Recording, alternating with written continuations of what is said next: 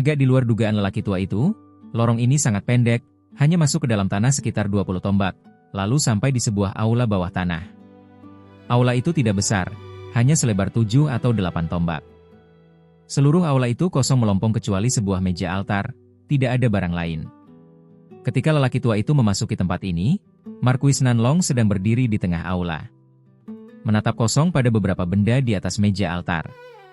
Seluruh tubuhnya seolah sedang melamun. Lelaki tua itu berjalan mendekat dengan agak curiga, juga ikut melihat. Hasilnya, hatinya seketika terguncang. Buah Tianyuan. Aku tidak salah lihat, kan? Itu adalah buah Tianyuan yang jika memakan satu butir saja bisa memperpanjang umur 100 tahun. Jamur Lingzi ungu itu, mungkinkah jamur penambal langit yang ada dalam rumor? Melihat usianya, seharusnya sudah puluhan ribu tahun, dimakan mentah pun bisa meningkatkan kultivasi pahit selama puluhan tahun? Dan bambu yang berkilauan emas ini, mungkinkah bambu petir emas yang merupakan salah satu dari 3 kayu dewa besar? Dan juga ini, Lu Wei begitu melihat jelas 6 atau 7 jenis bunga dan rumput yang dipersembahkan di atas meja altar, awalnya terpana, kemudian wajahnya menunjukkan ekspresi ngeri dan bicaranya menjadi tidak karuan. Dia hampir tidak percaya dengan semua yang dilihatnya di depan mata, tanpa sadar maju 2 langkah, berniat mendekat untuk melihat lebih jelas. Rekan Daolu, jika aku jadi kau, aku tidak akan segegabah itu. Kau benar-benar mengira obat-obatan roh ini diletakkan begitu saja secara telanjang di sini, membiarkan kita mengambilnya? Rekan Dao, perhatikan baik-baik sekelilingmu dulu. Tepat ketika lelaki tua itu sangat bersemangat, Marquis Nanlong tiba-tiba berbicara dengan dingin. Saudara Nanlong, apa maksud perkataanmu? Lelaki tua itu mendengar ini, seperti disiram air dingin, kesadarannya seketika jernih, buru-buru mengamati sekeliling dengan curiga. Ini sepertinya adalah formasi Vajra Sumeru kecil yang ada dalam rumor. Formasi sihir sekte Buddha, bagaimana bisa muncul di sini? Lu Wei akhirnya melihat sesuatu dari beberapa rune yang samar-samar muncul di dinding sekeliling, dan menjadi sangat terkejut. Meskipun suara Marquis Nanlong terdengar tenang, namun sepasang matanya menatap lekat-lekat pada beberapa jenis obat roh di atas meja altar, penuh dengan tatapan serakah, rasanya ingin sekali meraup semua obat roh itu ke dalam tangannya. Obat-obatan roh ini tidak ada satupun yang bukan benda yang paling dibutuhkan olehnya dan lelaki tua itu, kini berada tepat di depan mata. Tentu saja hatinya gatal tak tertahankan. Dan ketika dia baru saja memasuki tempat ini dan melihat obat-obatan roh ini, dia hampir tanpa berpikir langsung ingin menyapu bersih obat-obatan roh ini. Namun tidak menyangka di tempat ini masih ada semacam formasi larangan yang sangat aneh. Hasilnya dia menabrak dinding yang cukup keras, dan terpaksa harus menunggu lelaki tua itu dengan patuh. Kini begitu mendengar Lu Wei menyebutkan nama, formasi Vajra Sumeru kecil, semangat Marquis Nanlong bangkit, hatinya menjadi sangat gembira. Dia baru saja bersentuhan dengan larangan itu, dan menyadari bahwa formasi sihir di sini sangat berbeda dari banyak formasi yang pernah dipelajarinya, dan sedang merasa sedikit khawatir diam-diam. Kini karena lelaki tua itu mengenali formasi ini, tentu saja itu sangat bagus. Saudara Lu, kau mengenali larangan di tempat ini? Marquis Nanlong menekan kegembiraan di hatinya, bertanya dengan penuh harap. Dulu orang tua ini pernah mendapatkan beberapa kitab kultivasi sekte Buddha. Meskipun karena masalah atribut teknik kultivasi, aku tidak melatihnya. Namun beberapa formasi larangan sekte Buddha yang tercatat di dalamnya, aku ingat 1 atau 2. Formasi Vajra Sumeru kecil ini adalah salah satu formasi sihir yang paling ajaib di antaranya. Saudara Nanlong, jika larangan di sini benar-benar formasi ini, masalahnya tidak kecil. Lelaki tua itu kembali menjatuhkan pandangannya ke meja altar, keningnya mulai berkerut saat berkata. Apa maksudnya? Mungkinkah formasi ini tidak bisa dipecahkan? Wajah Marquis Nanlong sedikit berubah, tampak agak tidak percaya. Formasi Vajra Sumeru kecil ini juga disebut formasi Vajra Pengurung Dewa. Mungkin ini adalah salah satu dari sedikit larangan di dunia yang harus dipecahkan sepenuhnya dengan kekuatan kasar. Sama sekali tidak ada rapalan mantra pemecah formasi lainnya. Jika ingin menghancurkan formasi ini, harus terus-menerus menggunakan berbagai serangan untuk mengikis perisai larangan yang dihasilkan formasi ini. Dan tidak boleh berhenti sesaat pun. Karena jika hanya bicara soal daya pertahanan, larangan ini mungkin tidak menempati peringkat tinggi di antara banyak formasi. Tapi jika bicara soal daya tahan, formasi ini di sekte Buddha memiliki julukan, tak padam tak henti. Sepertinya selama larangan itu tidak dihancurkan sepenuhnya, ia bisa pulih kembali seperti semula dengan cepat. Lelaki tua itu bergumam sejenak, lalu berkata dengan sungguh-sungguh. Kemudian seolah untuk membuktikan ucapannya, Lu Weing menjentikan jarinya dengan santai. Sebuah bola api tiba-tiba melesat ke arah meja altar yang berjarak beberapa tombak. Peng! Terdengar suara ledakan. Bola api itu bahkan belum menyentuh meja altar, sudah meledak dengan sendirinya, berubah menjadi ketiadaan. Selapis perisai cahaya tebal yang dikelilingi cahaya spiritual muncul di atas meja altar. Perisai cahaya ini berkilauan emas. Huruf-huruf Buddha kuno seukuran butiran kacang bermunculan satu persatu di dinding perisai. Seperti bunga-bunga perak yang mekar, tersebar di seluruh perisai cahaya. Wajah Markuis Nanlong sedikit tenggelam. Pemandangan semacam ini sudah dia lihat sekali sebelumnya. Jadi dia tidak menunjukkan ekspresi terkejut. Apa ini? Lelaki tua di sampingnya justru berseru kaget. Markuis Nanlong tertegun, mau tidak mau menoleh untuk melihat. Terlihat Lu Weing sedang menatap suatu tempat di dalam perisai emas dengan wajah penuh keterkejutan. Wajahnya penuh keheranan. Dalam keheranannya, mata Markuis Nanlong memancarkan cahaya spiritual, mengikuti pandangan Lu Weing dan berusaha menembus dinding perisai untuk melihat. Terlihat di dalam tirai cahaya emas, di tengah meja altar yang awalnya kosong selain beberapa tanaman obat roh, tiba-tiba muncul sebuah mangkuk bundar perak, seukuran kepala manusia. Permukaan mangkuk bundar ini dihiasi berbagai rune yang mendalam dan samar yang melayang-layang. Di sekelilingnya ada 8 jimat gio putih pucat yang tergeletak rata di sana, mengelilinginya di tengah. Dan sekitar 1 kaki di atas mangkuk bundar itu, ada 3 benda kecil lainnya, melayang di sana tanpa bergerak. Markuis Nanlong mengamati dengan saksama baru bisa melihat jelas, ternyata itu adalah sebilah pedang kecil perak, sebuah tongkat sen hitam legam, dan sebuah manik bundar merah darah. Ketiga benda ini meskipun hanya seukuran 1 inci, namun memancarkan untaian cahaya spiritual 3 warna. 3 aliran cahaya itu berjalin dan menyatu, menutupi mangkuk bundar di atas meja altar itu di dalamnya. Markuis Nanlong sedang menonton dengan ternganga. Mangkuk bundar, jimat giok, dan ketiga artefak itu, secara aneh menghilang dalam sekejap mata di atas meja altar. Kemudian perisai cahaya emas yang memunculkan huruf Buddha di sekelilingnya juga menghilang tanpa suara. Apa yang terjadi? Sebelumnya saat perisai cahaya ini muncul, sepertinya tidak terlihat benda-benda ini. Kenapa setelah serangan orang tua bermarga Lu barusan, tiba-tiba muncul benda-benda ini di atas meja altar? Bibir Markuis Nanlong terkatup rapat, melihat perisai cahaya menghilang, tatapannya masih menunjukkan keraguan. Lu Weing tentu saja tidak memiliki keraguan ini, hanya saja menghadapi mangkuk bundar dan benda-benda lain yang baru muncul itu, dia juga terdiam merenung. Siapapun bisa melihat, dibandingkan dengan benda-benda baru yang muncul di dalam larangan, obat-obatan roh itu jelas hanya barang pelengkap. Harta karun yang nilainya lebih besar dari benda-benda roh yang menentang surga ini, mana mungkin barang biasa? Hanya memikirkannya saja, sudah membuat hati lelaki tua itu berdebar kencang. Beberapa keraguan dan kegelisahan saat melihat pintu kutukan darah sebelumnya, seketika terlempar ke belakang kepala. Saudara Lu, sepertinya kita kali ini benar-benar datang ke tempat yang tepat. Jika bisa memecahkan larangan sekte Buddha ini, perjalanan kita kali ini tidak akan sia-sia. Markuis Nanlong tentu juga memiliki pemikiran yang sama, tiba-tiba tersenyum dan berkata kepada lelaki tua itu. Benar. Tidak disangka, di balik pintu kutukan darah ini ternyata ada begitu banyak harta rahasia. Tapi untuk memecahkan larangan ini, juga bukan hal yang mudah. Tanpa menghabiskan banyak waktu dan mengorbankan sedikit esensi sejati, itu adalah hal yang mustahil. Lelaki tua itu mendengar ini, wajahnya juga memaksakan seulas senyum. Hehe. Bisa mendapatkan harta karun ini, jangankan mengorbankan esensi sejati.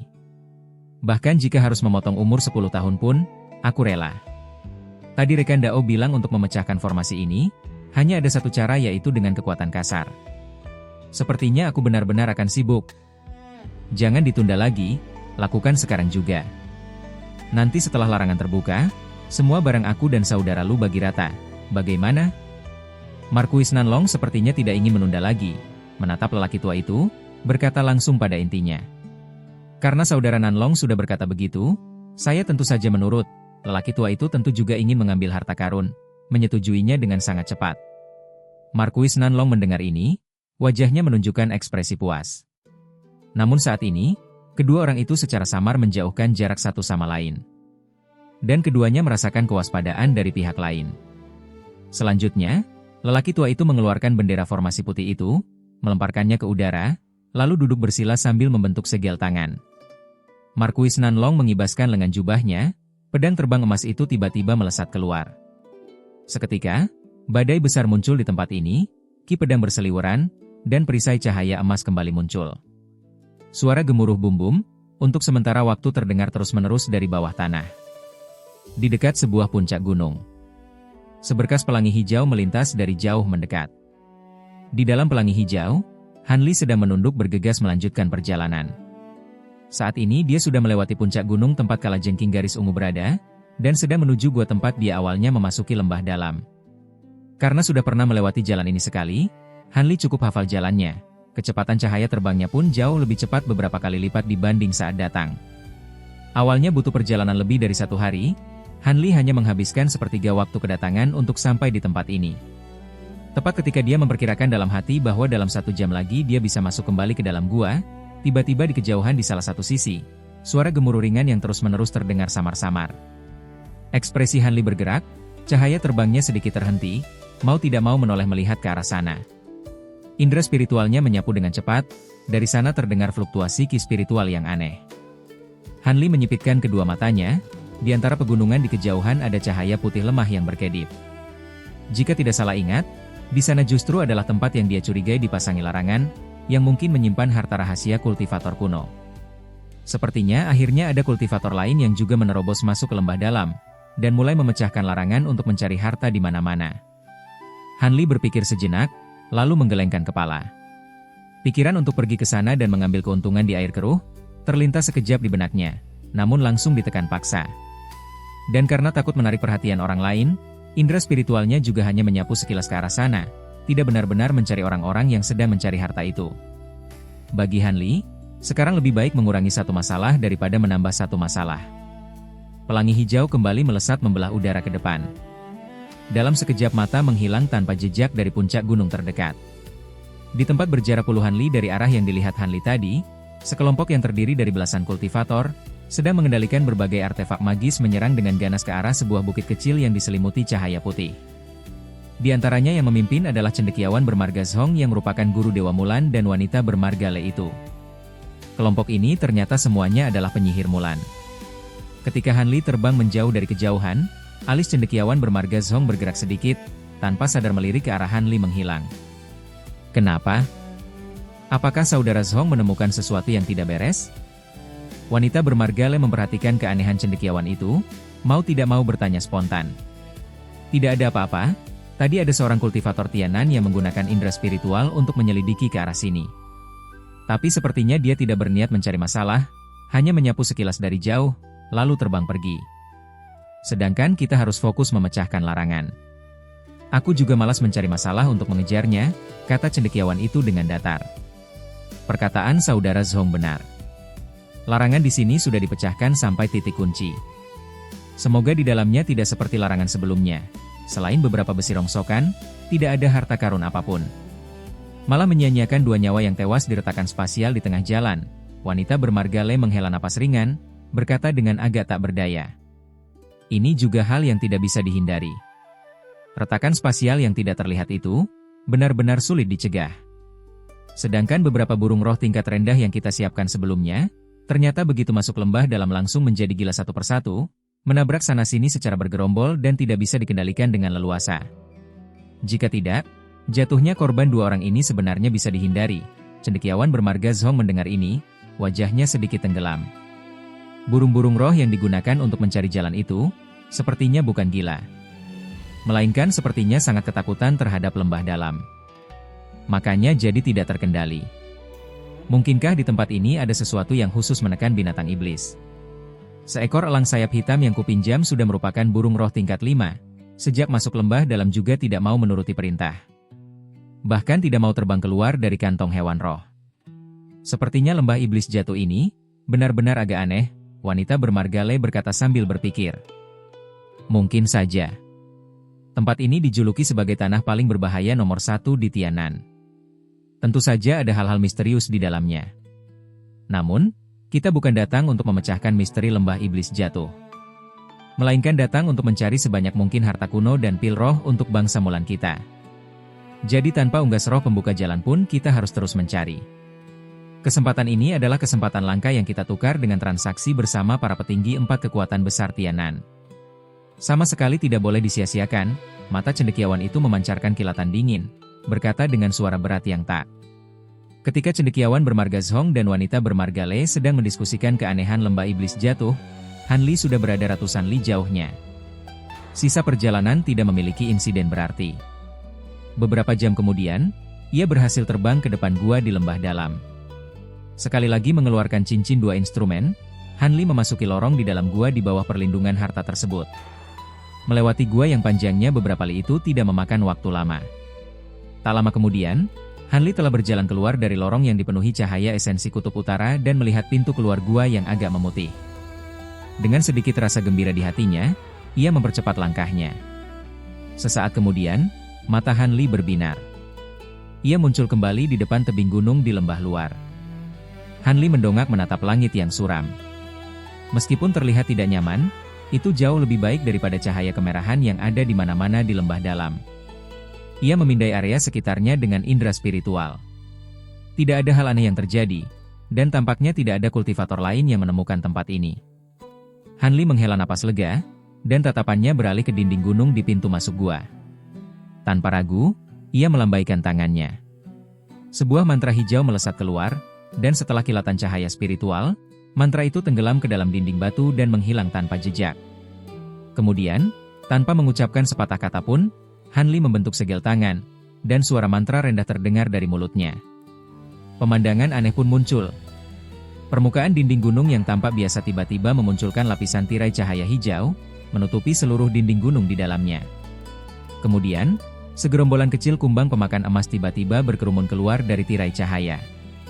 Potongan-potongan kristal perak dengan berbagai ukuran berjatuhan dari kawanan serangga itu. Yang besar seukuran kepalan tangan, sedangkan yang kecil hanya sebesar kacang. Dalam sekejap mata, tumpukan kecil terkumpul di tanah di depan Han Li. Potongan-potongan itu bersinar seperti perak, hanya saja tampak agak transparan. Ini adalah kristal yang telah dimurnikan dari biji mentah pasir perak inti bintang. Ketika beberapa potong pertama jatuh, ekspresi Han Li masih tenang.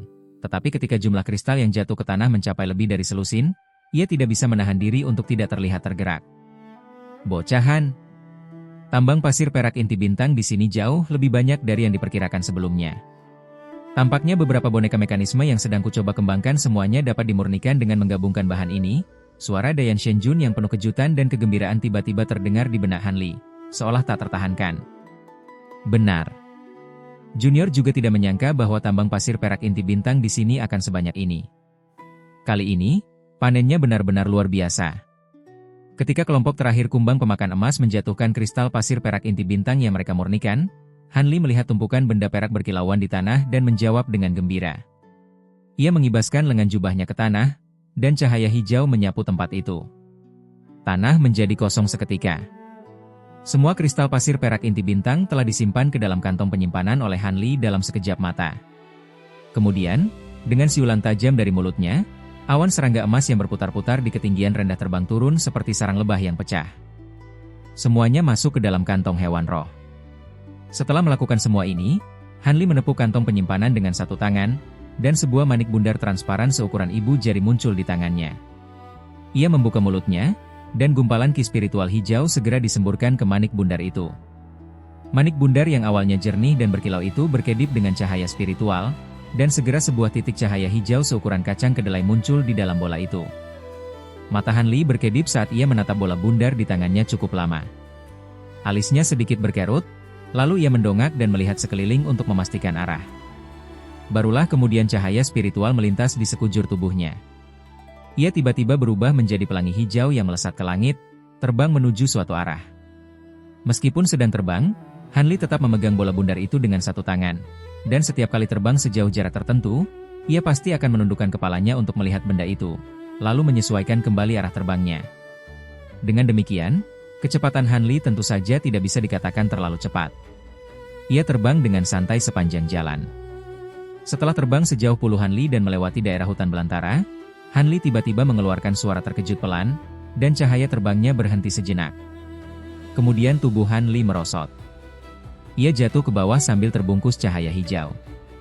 Ketika ia berada sekitar 30 tombak di atas tanah tandus di bawah, sosok Han Li berhenti lagi. Matanya berkilat saat ia melihat ke bawah. Terlihat sesosok mayat kultivator pria yang terbelah menjadi dua bagian, tergeletak melintang di tanah tandus tepat di bawahnya. Darah yang sudah membeku dan menghitam mewarnai area luas di dekatnya menjadi merah. Dan pada mayat ini, terlihat kosong melompong. Kantong penyimpanan dan harta magis yang seharusnya ada, semuanya telah lenyap tanpa jejak. Sepertinya, akhirnya ada orang yang tidak bisa menahan diri untuk bertindak, gumam Han Li pada dirinya sendiri setelah mengamati mayat itu sejenak dan menghela napas ringan. Ia baru saja memastikan bahwa tidak ada retakan spasial di dekat situ. Orang ini pasti telah dibunuh oleh kultivator lain. Han Li tidak tinggal lama di sana. Ia segera meninggalkan tempat itu dan terus bergerak menuju suatu lokasi. Meskipun ia percaya bahwa di lembah ini saat ini, selain dua orang kultivator Nasen Sol tahap akhir yang benar-benar dapat menimbulkan ancaman baginya, orang lain seharusnya tidak perlu ditakuti. Namun, jika sekelompok kultivator bekerja sama dan secara khusus memasang perangkap untuknya, bahayanya juga tidak kecil. Tentu saja kemungkinan ini hampir tidak ada, tetapi dengan naluri hati-hati Han Li, ia mau tak mau meningkatkan kewaspadaannya sedikit di perjalanan selanjutnya. Setelah setengah hari, Han Li tidak menemukan penyergapan apapun, tetapi ia justru menemukan dua lagi mayat kultivator sial yang mati akibat retakan spasial yang tak terlihat. Ketika Han Li melihat mayat mereka yang tidak utuh, ia hanya bisa menggelengkan kepalanya. Mengikuti petunjuk cahaya spiritual di dalam bola bundar, Han Li akhirnya muncul di atas hutan hijau yang lebat. Melihat warna hijau yang seolah tak berbatas dan pohon-pohon raksasa yang menjulang tinggi di bawah, Han Li merenung sejenak. Tiba-tiba, telapak tangan yang memegang bola bundar itu mengepal kuat, dan dengan sedikit tenaga, cahaya hijau melintas di kelima jarinya, diikuti suara retakan yang renyah. Bola bundar yang tampak transparan itu dihancurkan menjadi bubuk oleh kekuatan besar Han Li dan lenyap menjadi ketiadaan. Namun, titik cahaya spiritual hijau di dalam bola itu tidak menyebar, malah melayang perlahan di depan mata Han Li setelah kehilangan penahannya. Han Li menunjuk titik cahaya itu dengan jarinya. Seketika, titik cahaya hijau seukuran kacang itu mulai melesat bergerak ke arah tertentu. Han Li mengikuti cahaya spiritual itu dengan tenang, tidak tertinggal sedikit pun. Seperempat jam kemudian, di suatu tempat di atas hutan lebat, arah cahaya spiritual itu berubah, terbang miring ke bawah. Kilatan tajam melintas di mata Han Li, dan ia segera terbang turun mengikutinya. Hasilnya, ketika sampai di tanah, titik cahaya itu berputar beberapa kali di sekitar sebuah pohon raksasa yang menjulang tinggi, lalu melesat masuk dan menghilang ke dalam batang pohon raksasa itu. Melihat pemandangan ini, Han Li juga terbang ke depan pohon itu, dan mendarat dengan kedua kakinya saat cahaya di tubuhnya meredup. Setelah mengamati pohon itu sejenak, ia mengangkat tangannya dan memukul pohon raksasa itu dengan telapak tangannya. Setelah suara dentuman tumpul, cahaya hijau melintas di tempat yang dipukul, dan sebuah jimat hijau benar-benar muncul dari dalam pohon. Dengan mata yang jeli dan tangan yang cepat, Han Li menjepit jimat itu dengan dua jarinya. Melihat jimat di antara jari-jarinya, senyum tipis muncul di wajah Han Li. Kemudian ia menjentikan jarinya dengan lembut. Setelah suara "puci", jimat itu terbakar dengan sendirinya, berubah menjadi sinar merah yang terbang menembus udara.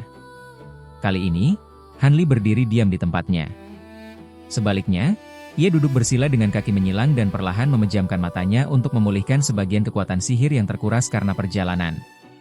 Tak lama kemudian, sinar merah itu jatuh di sudut terpencil di dalam hutan lebat. Dan sesaat kemudian, sebuah pelangi cahaya tiba-tiba melesat ke langit dari sana, terbang lurus menuju lokasi Han Li. Sebelum pelangi yang mengejutkan itu mendekati tempat Han Li duduk, Han Li yang sudah merasakannya perlahan membuka matanya dan menatap datar ke arah datangnya pelangi tersebut. Sesaat kemudian, pelangi itu tiba di sana. Ia berputar sekali di atas Han Li, seolah memastikan identitas Han Li, baru kemudian menuki ke bawah. Begitu pelangi itu menyentuh tanah, ia segera menghilang, dan di depan Han Li muncul seorang kultivator wanita cantik bergaun putih, tampak seperti peri dari kahyangan. Tatapan Han Li beralih dan secara alami jatuh pada wanita ini. "Nona Ziling, kamu datang cukup cepat." Ekspresi Han Li sangat tenang. "Cepat? Saya sudah menunggu rekan Dao di sini selama beberapa hari.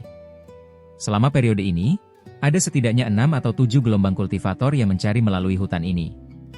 Dan tampaknya semakin sering. Jika saudara Han tidak segera datang, hamba khawatir tidak akan bisa bertahan lebih lama lagi di hutan ini." Suara Ziling terdengar merdu, namun mengandung sedikit nada keluhan. Ia berjalan mendekat dengan anggun. Hanli tersenyum mendengar ini, dan setelah melihat wajah Ziling yang sehalus giok, matanya bergerak sambil melanjutkan. Nona Ziling ternyata menampakkan wajah aslinya. Ini agak di luar dugaan Han. Saya pikir rekan Dao Ziling pasti akan datang dengan menyamar. Saat saya baru memasuki lembah, saya memang tidak menggunakan wajah asli. Namun harta yang digunakan untuk menyamarkan wajah asli tampaknya mengalami pembatasan tertentu di lembah iblis jatuh, dan perlahan-lahan kehilangan keefektifannya. Karena tidak bisa lagi berfungsi sebagai penyamaran, saya terpaksa bertemu orang dengan wajah asli. Kenapa? Apakah saudara Han merasa wajah hamba ini jelek dan tidak layak dipandang oleh saudara Han? Ziling menutup mulutnya dan tersenyum, berkata dengan nada menggoda. Nona Ziling bercanda. Baiklah, rekan Dao tidak perlu menggoda saya. Apakah ini tempat pertama yang kamu temukan yang memiliki tanda? Hanli tersenyum kecut terlebih dahulu, lalu wajahnya menjadi serius. Benar. Seharusnya 9 dari 10 tidak ada masalah. Karena tanda yang asli tampaknya telah dihancurkan lebih dulu oleh sekte roh hantu. Namun kemampuan menemukan tempat ini dan melakukan hal semacam itu justru semakin membuktikan bahwa tempat ini tidak salah. Ziling juga membuang senyumnya dan menjawab. Jika begitu, mari kita telusuri jejak sekte roh hantu terlebih dahulu. Ini mungkin akan menghemat banyak usaha kita. Hanli mengangkat alisnya begitu mendengar nama sekte roh hantu, lalu berkata sambil mencibir dingin. Semuanya terserah perintah saudara Han. Sebulan yang lalu, saya sudah menempatkan tanda khusus sekte suara indah pada salah satu murid sekte roh hantu itu. Tanda ini tidak dipadatkan menggunakan kekuatan sihir, melainkan ditinggalkan menggunakan sejenis wewangian aneh yang tidak berwarna dan tidak berbau. Jangkauan wewangian ini tidak besar, dan akan kehilangan khasiatnya dalam 2 bulan. Tapi sekarang sangat efektif untuk melacak keberadaan sekte roh hantu, kata Ziling dengan sangat patuh, namun kilatan licik melintas di matanya. Rekan Dao Ziling telah bersusah payah. Mari kita berangkat. Kita kejar orang-orang sekte roh hantu itu dulu, lalu mendahului mereka untuk menemukan sisa tanda lainnya. Dengan begitu, buah lilin roh akan menjadi milik kita.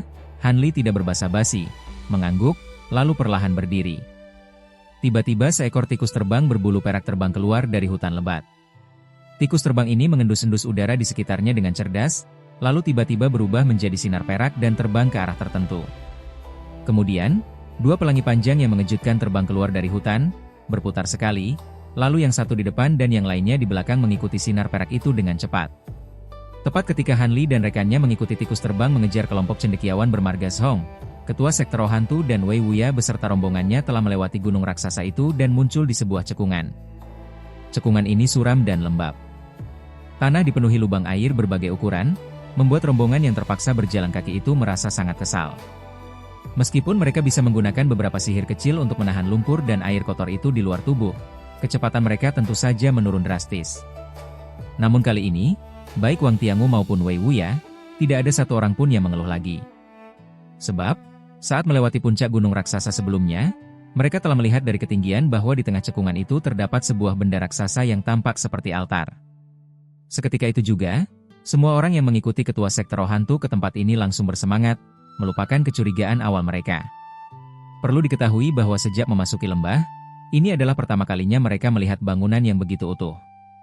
Tanpa perlu bertanya, tempat itu pastilah bukan tempat sembarangan.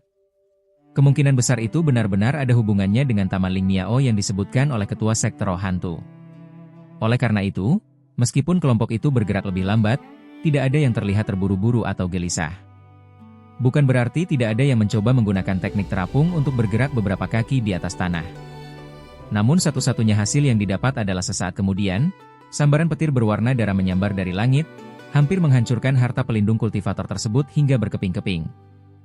Tampaknya semakin dekat ke pusat cekungan ini, larangan udara menjadi semakin ketat.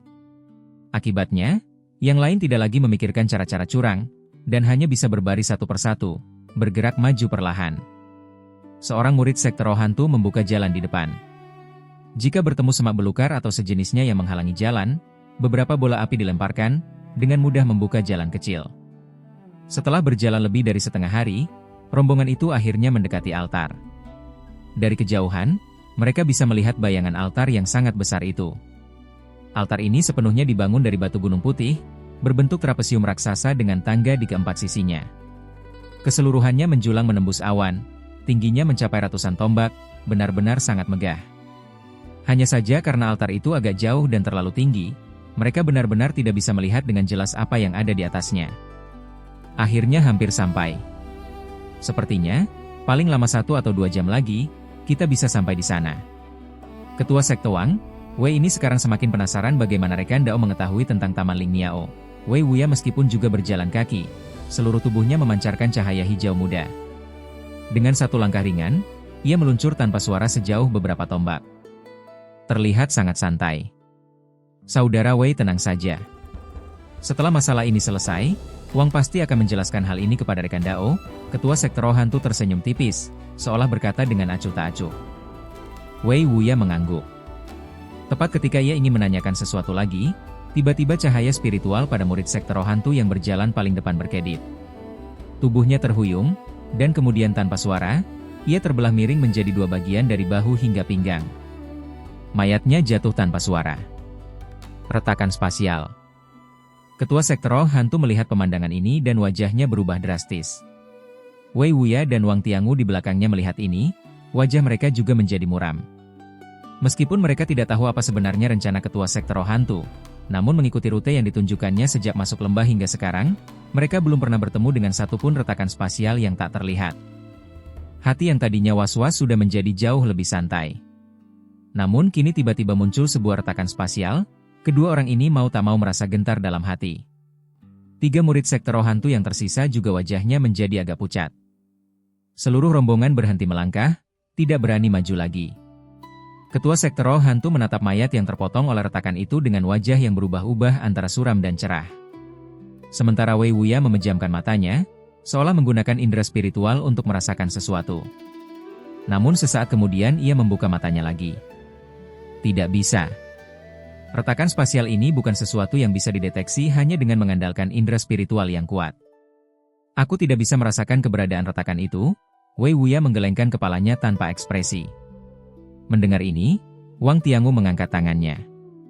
Jarinya menjentik berturut-turut, menembakkan 5 bola api yang menyebar ke depan. Terdengar suara, "Pu, pu". 3 dari bola api itu lenyap seketika di udara seolah dipadamkan. Namun 2 lainnya terbang melewati kedua sisi sejauh beberapa tombak, menghantam tanah dan meledak, menciptakan 2 lubang besar. Retakan ini sangat kecil. Asal menyimpang sedikit saja, kita bisa menghindarinya, suara Wang Tiangu melunak.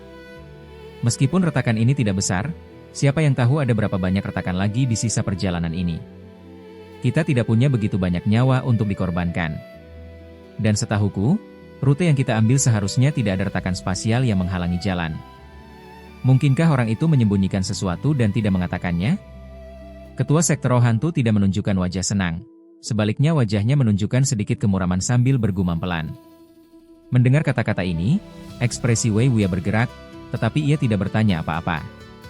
Justru Wang Tiangu yang menatap altar di kejauhan, lalu melihat mayat di tanah, menjadi agak bingung. Maksud ketua sekte adalah? Ketua Sekte Roh Hantu mengerutkan kening erat, tidak segera menjawab melainkan mendongak menatap langit. Setelah beberapa saat, ia menghela napas panjang. Awalnya aku ingin menunggu sampai di altar baru mengungkapkan beberapa hal kepada kalian. Tapi sepertinya sekarang tidak bisa disembunyikan lagi. Lebih baik aku buka sedikit rahasianya di sini, katanya dengan ekspresi aneh di wajahnya. Wei Wuya dan yang lainnya tertegun mendengar ini, dan saling berpandangan. Ketua Sekte Roh Hantu tidak mempedulikan siapapun dan mengibaskan lengan jubahnya.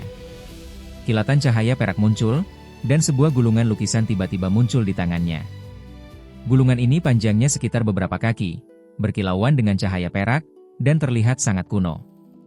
Ini adalah... Wang Tiangu begitu melihat gulungan ini, berseru kaget. Hehe. Sepertinya kau juga mengenali benda ini. Ini kan benda yang kau serahkan sendiri padaku. Segala sesuatu tentang Taman Ling Miao didapatkan dari gulungan lukisan ini. Ketua Sekte Roh Hantu melirik Wang Tiangu dan berkata datar. Wang Tiangu mendengar ini dan benar-benar tertegun. Gulungan lukisan ini adalah gulungan gambar yang diduga merupakan Master Chang Kun, yang didapatkannya di tempat penyimpanan harta karun di dataran Mulan saat itu. Sementara itu, Ketua Sekte Roh Hantu melemparkan gulungan itu. Gumpalan ki spiritual membungkusnya, mengangkat gulungan itu di udara rendah. Kemudian dengan ekspresi serius ia membentuk segel tangan dan menunjuk gulungan itu dengan ringan.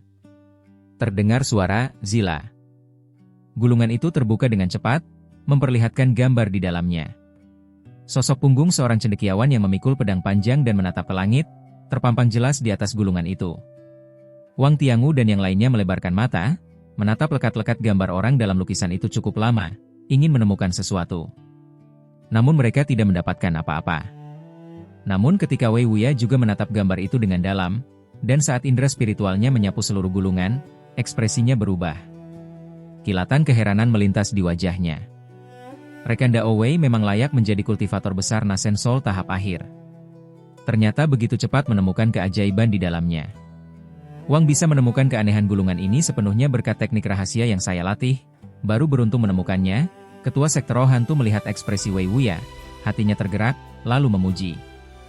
Bukan apa-apa. Sudah bertahun-tahun aku tidak melihat alat magis dengan sifat ruang biji sawi seperti ini.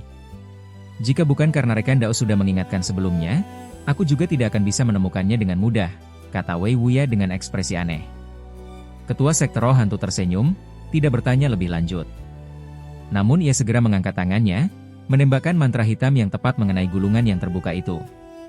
Bersamaan dengan itu, ia mendengus dingin dan tiba-tiba berbicara pada gulungan itu. Masih belum mau keluar? Apakah harus aku paksa keluar dengan api iblis? Mendengar kata-kata ini, orang lain terkejut dan merasa agak bingung. Wei Wuya juga sedikit mengangkat alisnya karena terkejut, kilatan keraguan melintas di matanya. Hasilnya, pemandangan yang sulit dipercaya pun muncul. Bukankah sudah disepakati? Sebelum sampai di tempat yang ditentukan, kau tidak akan memanggilku lagi. Sekarang kau membangunkanku di depan begitu banyak orang, apakah kau tidak ingin melanjutkan transaksi ini? Suara seorang pria yang jernih terdengar langsung dari gulungan itu. Kemudian cahaya perak pada gambar itu bersinar terang. Cendekiawan yang awalnya memunggungi mereka tiba-tiba membalikkan badan, dan benar-benar menghadap ke arah mereka, memperlihatkan wajah pria paruh baya yang unik. Ia memiliki 3 untayan janggut panjang, tetapi wajahnya dingin dan penuh ketidaksenangan. Pemandangan ini tidak hanya membuat sisa murid Sekte Roh Hantu tercengang. Bahkan Wang Tiangu yang pernah menyentuh gulungan itu sendiri pun mulutnya ternganga lebar, wajahnya penuh ketakutan. Hanya Wei Wuya yang setelah terkejut sesaat, ekspresinya segera kembali tenang. Namun matanya menatap gambar cendekiawan di gulungan itu dengan tatapan berpikir. HMPH. Kau masih bertanya padaku. Kau tahu kau sudah menjamin berulang kali bahwa rute yang kau berikan padaku benar-benar aman, bukan? Bagaimana dengan retakan spasial ini? Membuat sekteku kehilangan seorang murid dengan sia-sia, tanya Ketua Sekte Roh Hantu sambil menatap lukisan itu tanpa sungkan.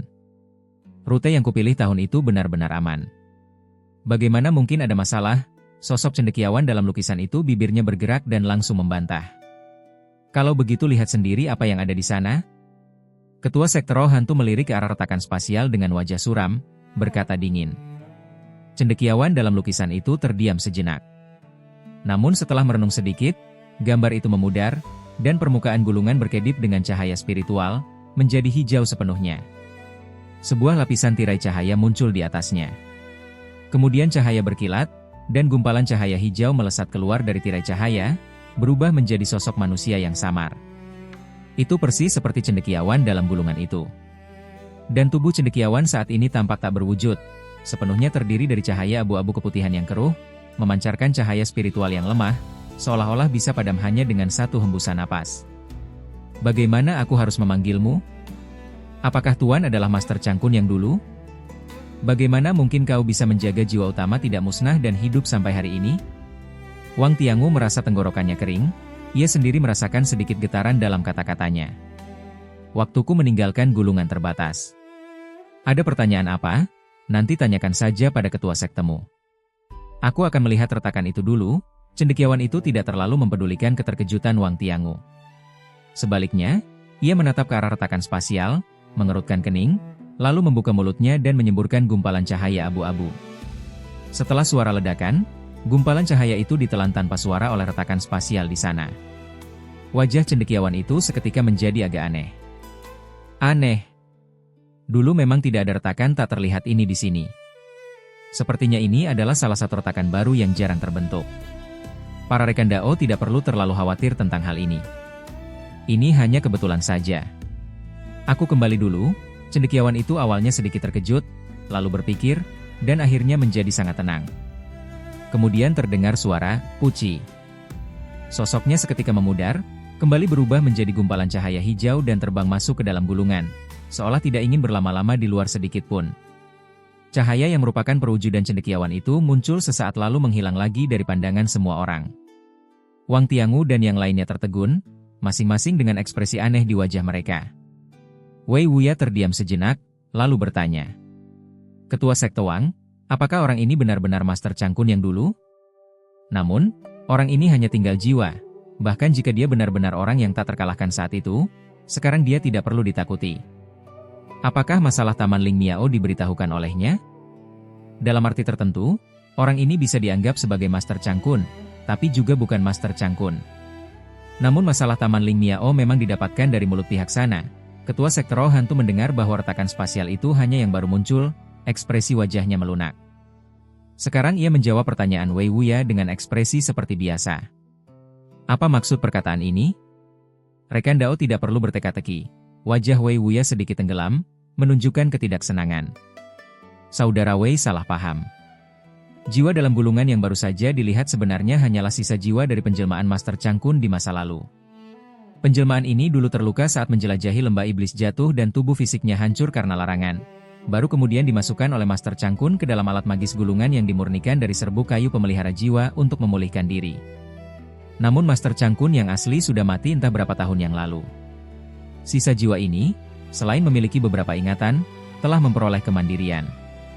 Sekarang mengatakan dia adalah orang lain juga tidak ada salahnya, kata Ketua Sekte Roh Hantu dengan tidak tergesa-gesa dan santai. Wei Wuya mendengar ini dan tampak agak terkejut. Wang Tiangu mengatupkan bibirnya, merasakan senyum pahit di hatinya. Entah karena tidak menemukan rahasia gulungan itu, atau karena kesal telah salah menebak lagi. Ternyata begitu. Sepertinya kau telah mencapai kesepakatan dengan sisa jiwa ini, sehingga ia mau memberitahukan masalah Taman Ling Miao. Tapi itu tidak masalah, tidak ada hubungannya dengan orang tua ini. Asalkan bisa membuatku masuk ke Taman Ling Miao, kesepakatan apa yang kau miliki dengannya, aku tidak akan bertanya.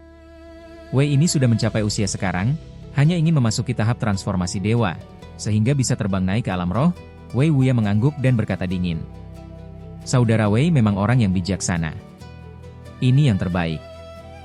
Baiklah. Karena retakan spasial ini hanya muncul secara kebetulan, mari kita berangkat.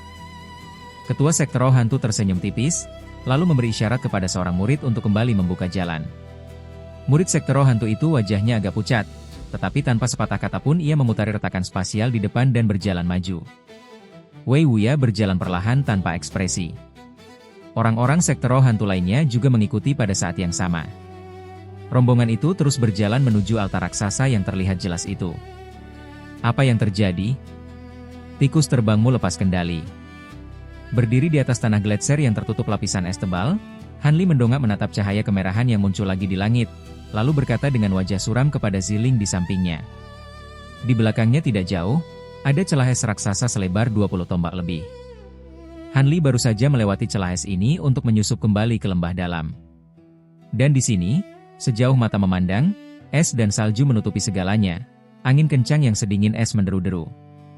Namun Han Li berdiri diam di tempat hanya dengan jubah hijau tipis, sama sekali mengabaikan angin dingin itu. Saya tidak tahu, tikus terbang saya masih baik-baik saja di luar, tapi begitu keluar dari celah es, tiba-tiba menjadi gila.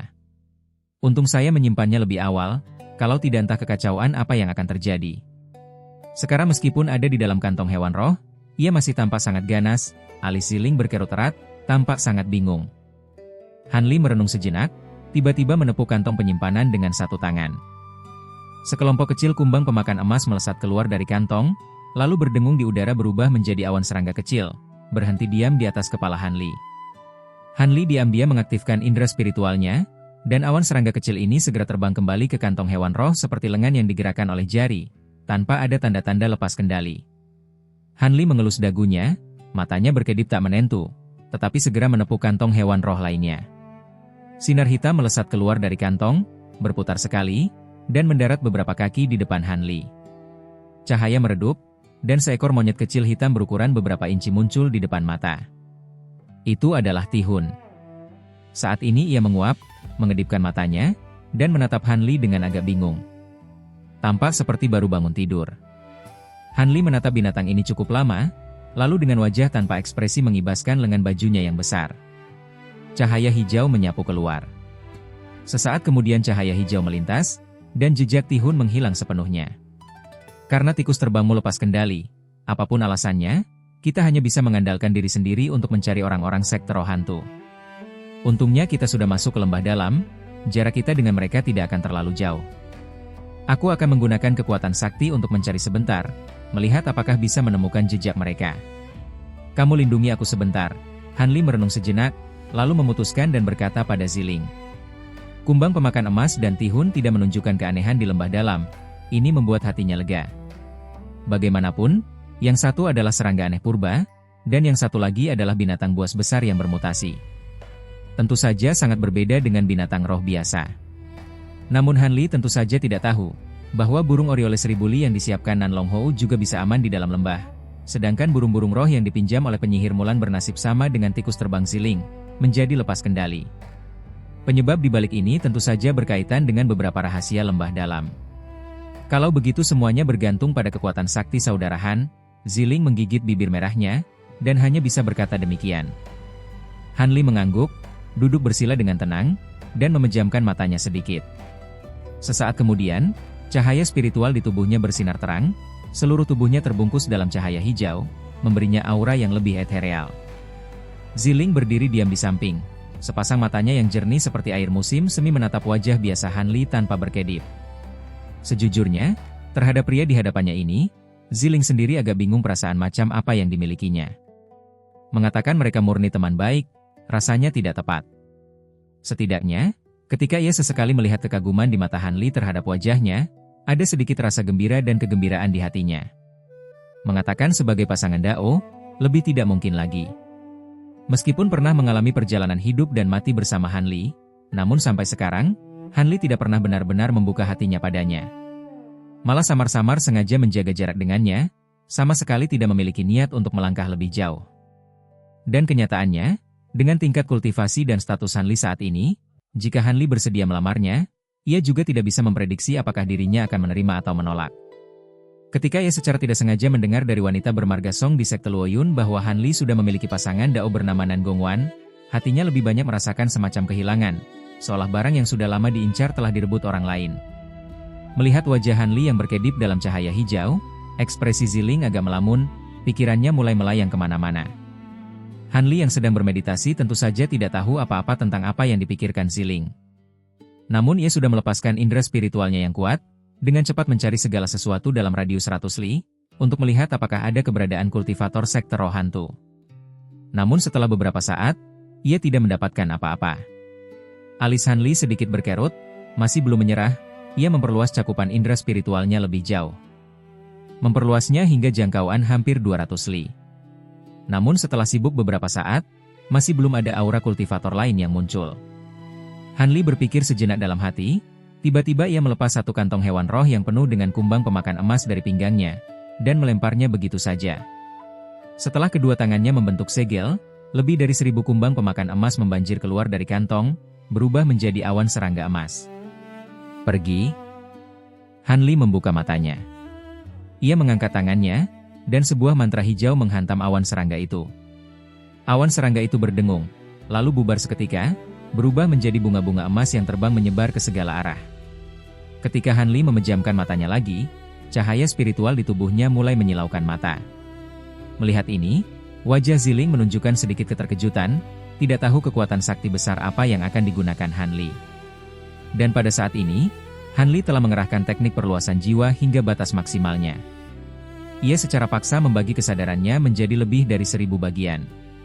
Kecuali beberapa bagian kesadaran yang masih tertinggal di tubuh untuk perlindungan, sisa kesadarannya dengan cepat mengejar setiap kumbang pemakan emas, menumpang sementara di tubuh mereka, dan mengepakkan sayap terbang menyebar ke segala arah. Dengan meminjam mata kumbang pemakan emas, ia tidak perlu lagi merasakan aura kultivator. Langsung mulai mencari sedikit demi sedikit ke setiap area yang mungkin menjadi lokasi tanda berikutnya. Di antaranya tentu saja tidak sedikit yang bertemu retakan spasial dan tertelan ke dalamnya, atau terperangkap dalam larangan dan tidak bisa kembali. Namun kesadaran Hanli pada dasarnya tidak berwujud, dan hanya menumpang pada tubuh lain. Begitu melihat situasi tidak baik, ia akan lebih dulu meninggalkan kumbang pemakan emas yang ditumpanginya, membiarkan bagian kesadaran itu kembali ke sisi Hanli. Namun meski begitu, masih ada belasan bagian kesadaran yang terlambat melepaskan diri, terperangkap atau hancur. Menghadapi situasi seperti ini, Hanli dengan tegas memutus hubungan dengan bagian-bagian kesadaran ini, agar tidak melibatkan bagian kesadaran lainnya. Namun setiap kali ia memutus satu bagian kesadaran, wajah Hanli menjadi sedikit lebih pucat. Tapi untungnya indera spiritualnya benar-benar sangat kuat, kehilangan bagian-bagian kesadaran ini sama sekali tidak sampai melukainya secara serius, dalam sekejap ekspresinya kembali seperti biasa. Mengandalkan pencarian 1000 kumbang pemakan emas yang memenuhi langit, setelah waktu yang cukup lama, Hanli akhirnya menemukan petunjuk dan menemukan rute yang ditempuh oleh kultivator sekte roh hantu. Ia segera mengirimkan kesadaran ilahi kepada semua bagian kesadarannya, dan seketika ribuan kumbang pemakan emas segera berbalik arah, terbang kembali. Ketika kumbang pemakan emas terakhir masuk ke dalam kantong, Hanli membuka matanya dengan senyum dingin di sudut mulutnya. Ayo. Sudah ketemu jejak mereka. Begitu selesai mengatakan ini, Hanli segera bangkit, berubah menjadi pelangi hijau yang melesat ke langit. Ziling melihat ini, juga dengan gembira berubah menjadi pelangi yang mengejutkan mengikutinya. Tidak lama kemudian, Hanli dan Ziling muncul di atas tumpukan batu yang berantakan. Hanli menatap lubang baru yang kosong di bawah dengan ekspresi aneh.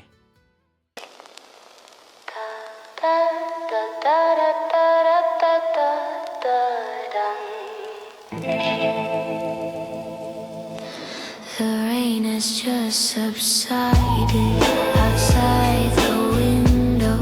The scent of wet earth and a cup of coffee. Time seems to stop on this terrace. My mind starts to drift without permission. On the radio, a song we used to love, a melody that brings back an older season.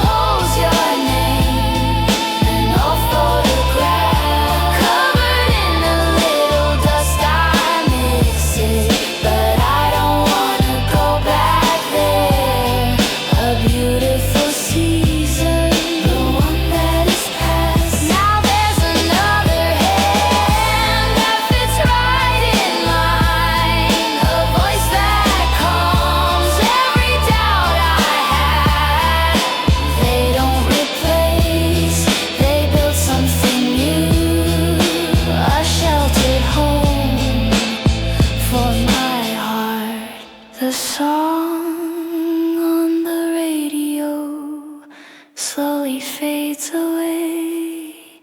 They smile